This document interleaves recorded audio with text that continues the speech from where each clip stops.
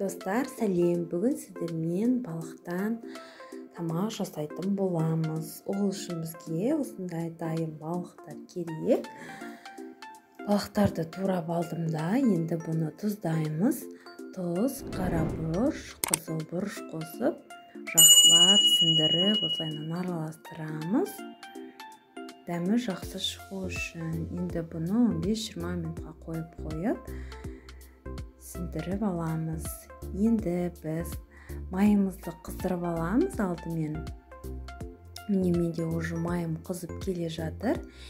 Енді барлық балықты осылай екі жағынан ұнмен аунатып, дайындап қоямыз. Енді қызып тұрған майымызға салып, балықтың екі жағын қыздыратын боламыз.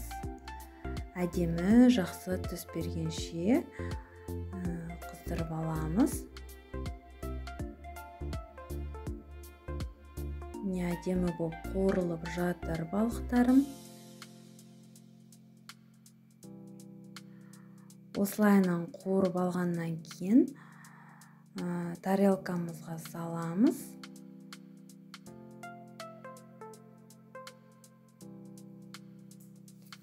Барлық балықты қуырып алдым. Не түсі өте әдемі, иісі де прямо жақсы болып тұр. Енді біз гарнир дайындаймыз. Ол үшін біз ыдысымызға біраз май құйып, оған сәбізімізді осылай үкіштен өткізіп алып, қыздырып қуырамыз. Үстіне аздаған күрішімізді салып, дәміне қарай тұз саламыз және су құйып, біраз қайнағанын тосамыз. Енді қайнағаннан кейін үстіне және қуырылған балықтарды қойып шығамыз. Буына әдемі болып жақсы пісу үшін.